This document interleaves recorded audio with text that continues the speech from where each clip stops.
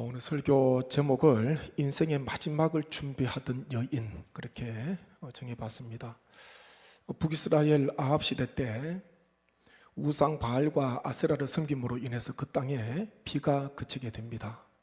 비가 내리지 않고 극심한 가뭄이 들지 않습니까? 그때 하나님께서 선지자 엘리야를 그리 시냇가로 먼저 인도합니다. 그리고 그곳에서 아침과 저녁으로 까마귀들을 통해서 떡과 고기를 공개받도록 합니다. 수개월이 있었는데 수개월 만에 그곳 그리 시냇가에 물도 다 마르게 되었지 않습니까? 그렇게 하나님께서는 이제는 이 엘리야를 이방 땅 시돈에 있는 사르밧으로 인도하십니다.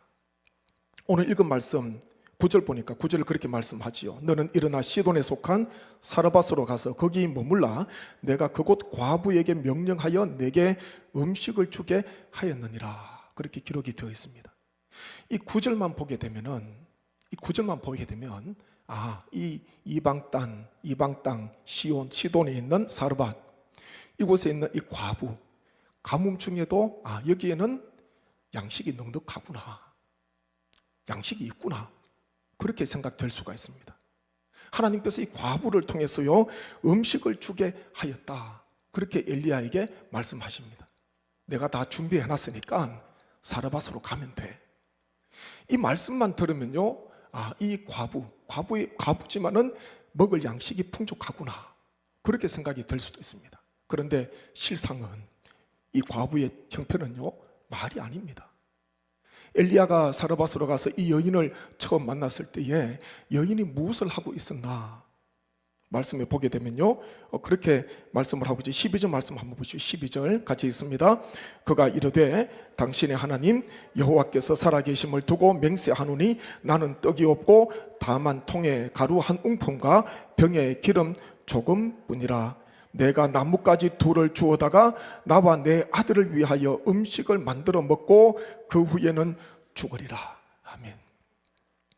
엘리야가 이 여인을 처음 봤을 때에 이 여인은요 마지막 끼니를 준비하고 있었습니다. 통에 가루 조금 있었고 병에 기름 조금밖에 없었는데 가루 한 움큼 기름 조금, 이것 가지고 마지막으로 아들과 함께 음식을 만들어 먹고 그 후에는 죽으리라, 이런 계획을 가지고 있었다는 거예요. 사르밧으로 인도하시는 하나님께서 엘리야를 가뭄 중에 인도하시는데 그래도 가뭄 중에 양식이 좀 넉넉한 사람이 있지 않겠습니까?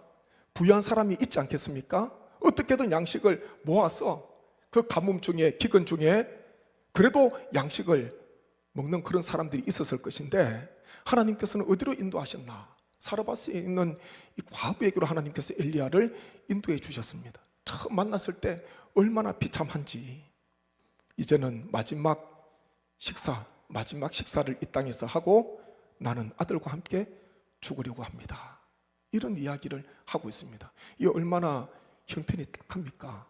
이보다 더 딱한 형편이 있겠습니까? 그런데요 우리는 이 말씀을 통해서 한 가지 기억해야 되는 것이 있습니다. 하나님께서 왜 엘리야를 그곳 사르밧 여인 그 가정으로 인도해 주셨나? 왜 하나님께서 그 여인을 만나도록 하셨나? 이유는 한 가지잖아요. 기근 중에 죽지 않고 살아갈 수 있도록 그 여인을 하나님께서 살리시려고 사르밧 여인께로 엘리야를 인도해 주셨다는 것입니다. 하나님께서는요 이 가루 한 움큼, 통에 가루 한 움큼 있고 병에 기름 조금밖에 없는데 이것 하나님께서 빼앗아 가시려고 그렇게 엘리야를 보내신 게 아니에요. 이 여인을 살리시려고, 이 여인을 건져주시려고. 다 꺼져가는 등불인데요 이 여인을 죽지 않도록 하기 위해서 하나님께서 엘리야를 보내주십니다. 그리고 엘리야가 이야기하지요.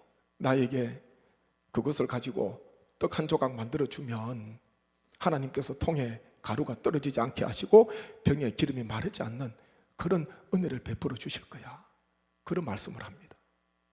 이 여인은요 엘리야의 말을 믿고 엘리야의 말대로 순종하지 않습니까? 그때 놀라운 역사가 일어나게 됩니다. 15절 16절 말씀 한번 보시죠. 말씀 같이 읽겠습니다.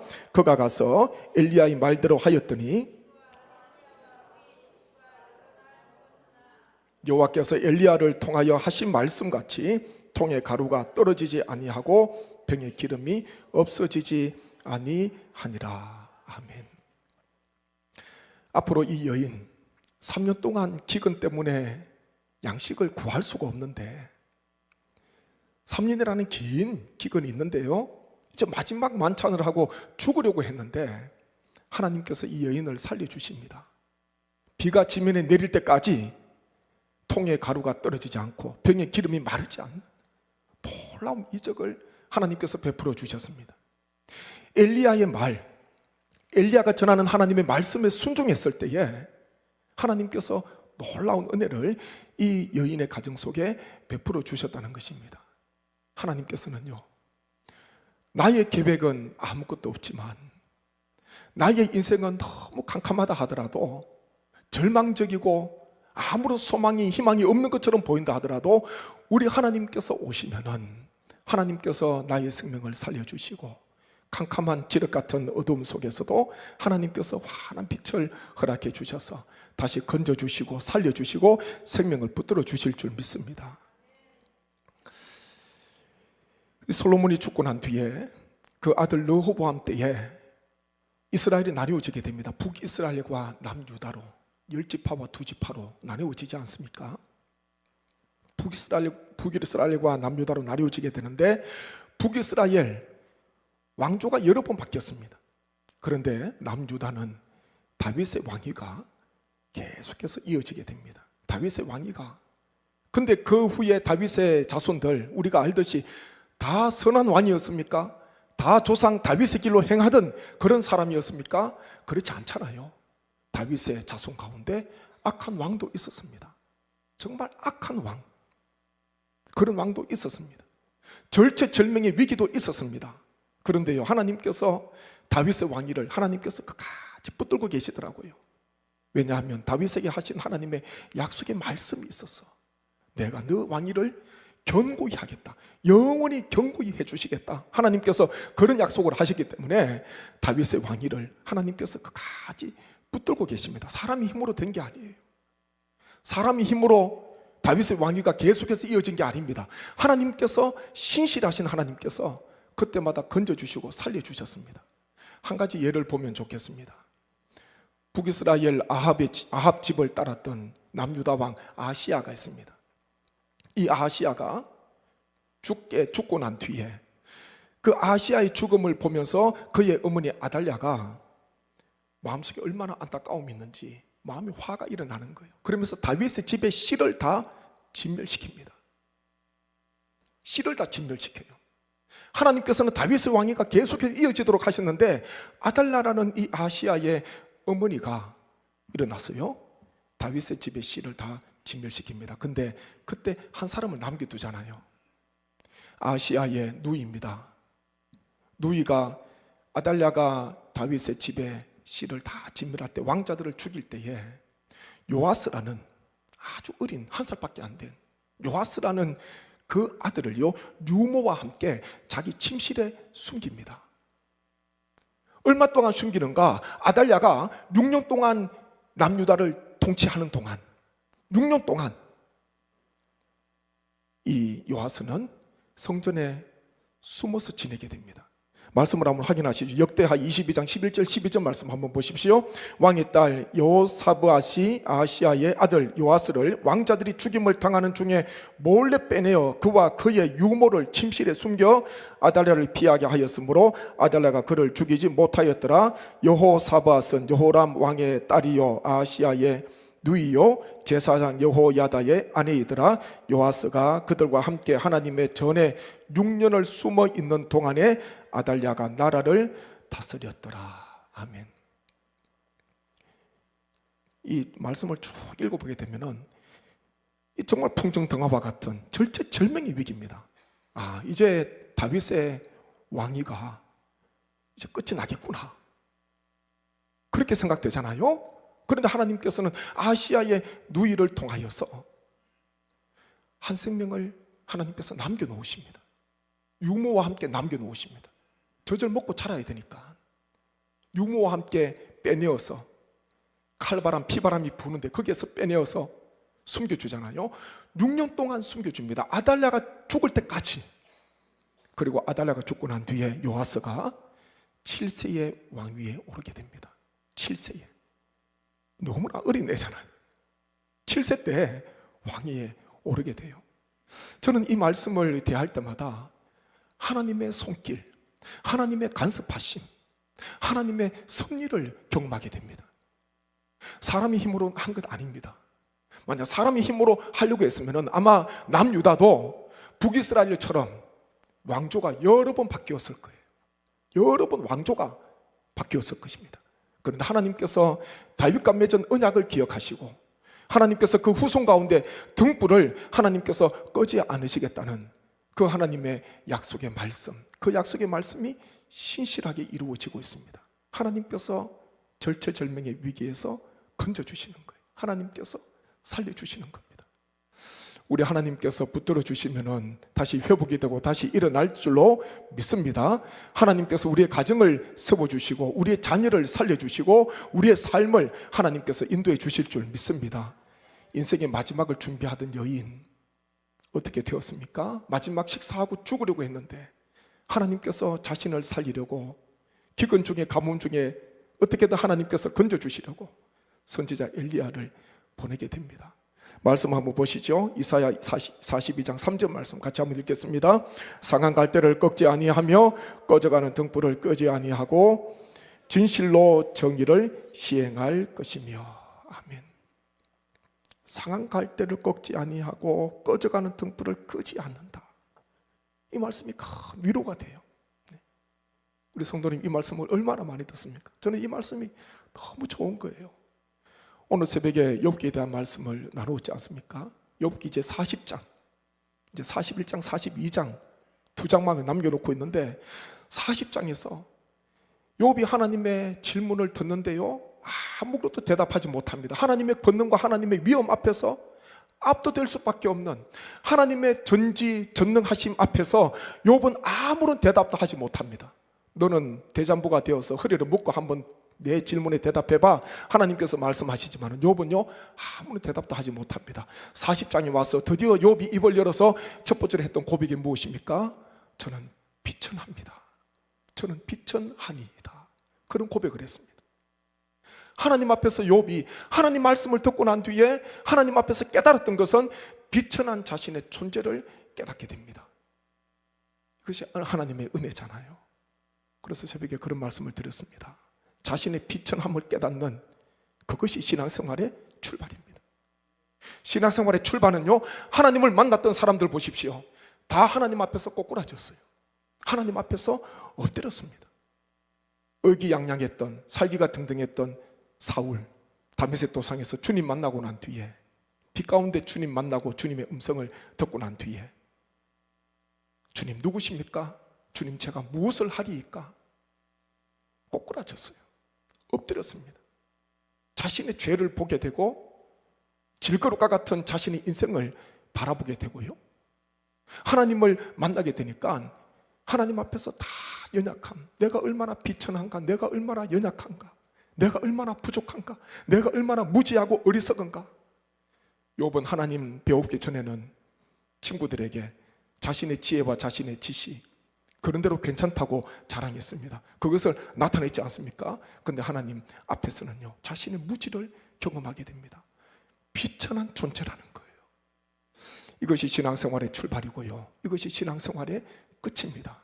우리는 하나님 앞에서 날마다 비천한 존재로 살아갈 수밖에 없는, 그리고 비천한 존재로 살아가다가 또 하나님 앞에 설 수밖에 없는 그런 존재라는 것. 그런데 한 가지 기억하십시오. 하나님께서 그런 비천한 자를요 하나님께서 쓰시더라고요. 하나님께서 사용하시더라고요. 약함이 있지만 거기에 그리스도의 능력이 머물 줄로 믿습니다. 나는 부족하지만은 우리 하나님의 지혜와 하나님의 능력이 나와 함께 하신다는 것, 우리 성도님 이거 꼭 기억하십시오. 강한 자가 하나님 앞에 쓰임받지 않더라고요. 오히려 강한 자가 하나님을 멀리 떠날 수도 있습니다. 그런데요 연약한 자가 하나님 곁에 딱 붙어 있어요. 어린 아이도 마찬가지입니다. 몸이 약하면 늘 옆에 부모님이 있어요. 부모님이 늘 따라다닙니다. 건강한 자녀는 자기 혼자 뛰어다니지만 늘 병치레하고 아파하는 사람은요, 늘 옆에 하나님께서 함께 하시는 거예요. 제가 있었던 장석교회, 그 교회 이용남 목사님, 제 목회에 있어서는 제가 이용남 목사님 만났던 게 저에게 있어서는 하나님의 큰 복입니다. 하나님의 큰 은혜고, 목사님도 참 연약하셨거든요. 천식 때문에 고생 많으셨고, 그게도 봄, 가을로 40일 특별새벽 기도하는데 장석교회 계시는 28년 동안 56회를 했습니다. 은퇴하시는 2012년 그해 가을까지도요, 특별새벽 기도에 40일을 했습니다. 28년 동안 1년에 2번 하니까요, 28 곱하기 2 하면은 56이 되는 거예요. 56회까지, 은퇴하실 때까지 특별새벽 기도를 했습니다. 장석교 오시기 전에도 영은교회에서부터 특별새벽 기도를 시작했거든요. 아마 우리나라에서 40일 특별새벽 기도를 거의 제일 먼저 시작하신 분이 이용남 목사님이신데, 목사님이 강했기 때문에 그게 한 게 아니에요. 오히려 약했기 때문에 다른 거 붙들지 못했습니다. 기도밖에 없었어요. 누워있으면 기침이 나니까 잠을 주무시지 못하면서 그 이야기를 저한테 여러 번 했었어요. 교육자 회의를 할 때에 그런 이야기를 여러 번 했습니다. 그러면 한밤중에 일어나셔가지고 거실에 어항 수족관이 있는데 소파에 앉으셔가지고요, 그 물고기 보면서 또 말씀 생각하시면서 묵상하시다가 새벽 맞이하시는 거예요. 그리고 교회 오셔가지고 새벽기도 인도하시고 특별 새벽기도 끝까지 하셨던 거예요. 몸도 사실 연약했지만은, 부족했지만은 젊었을 때는 안 되겠다, 학교도 제대로 못 다닌 적도 있었잖아요. 학교 간 날보다 집에 누웠을 때가 더 많이 있었는데, 그래도 하나님께서 은혜 주시니까 하나님께서 함께 하시더라고요. 하나님께서 붙들어 주시더라고요. 누가 능력 있는 사람입니까? 그 사람은요, 하나님께서 함께 하시는 사람이, 하나님께서 붙들어 주시는 사람이 진정 능력 있는 사람인 줄로 믿습니다. 우리는 내 것 자랑할 것 아무것도 없습니다. 하나님의 은혜가 없이는 아무것도 할 수 없는 비천한 존재. 하나님께서 오늘도 나를 살려주셔야 돼요. 하나님께서 오늘도 우리 교회를 세워주셔야 되고, 우리 가정을 살려주셔야 되고, 우리 자녀들을 살려주셔야 되고, 우리 자녀들 위해서 기도하실 때마다 하나님 앞에 붙들림 받는 그런 은혜의 삶을 살 수 있도록 사도 바울이 주의 말씀에 매여서, 주의 말씀에 붙들려서 일평생 동안 살아갔던 것처럼 하나님의 은혜의 말씀에 매인다면, 하나님께서 나를 찾아오시면, 나와 함께 하신다면 우리가 다시 회복이 되고 다시 일어서게 되는 놀라운 역사가 임하게 될 줄로 믿습니다. 이 밤 나오신 우리 모든 성도님, 사라밧 여인 마지막 떡 구워 먹고 아들하고 죽으려고 생각했는데 하나님께서 그 가정 살려주시는 거예요. 상한 갈대였습니다. 꺼져가는 등불이었습니다. 그냥 놔둬도 꺼지는 거예요. 앞으로 기근이 3년 되는데 어떻게 살아갈 수가 있겠습니까? 그런데요, 하나님께서 그 가정에 놀라운 기적을 베풀어 주십니다. 하나님 말씀에 순종하니까 하나님께서 약한 자를 붙들어 주시는 것. 비가 지면에 내릴 때까지 통에 가루가 떨어지지 않고 병에 기름이 마르지 않는 놀라운 이적 생명을 하나님께서 연장시켜 주셨습니다. 이와 같은 은혜가 우리 모든 성도님 가운데 함께 하시기를 주님의 이름으로 축복합니다.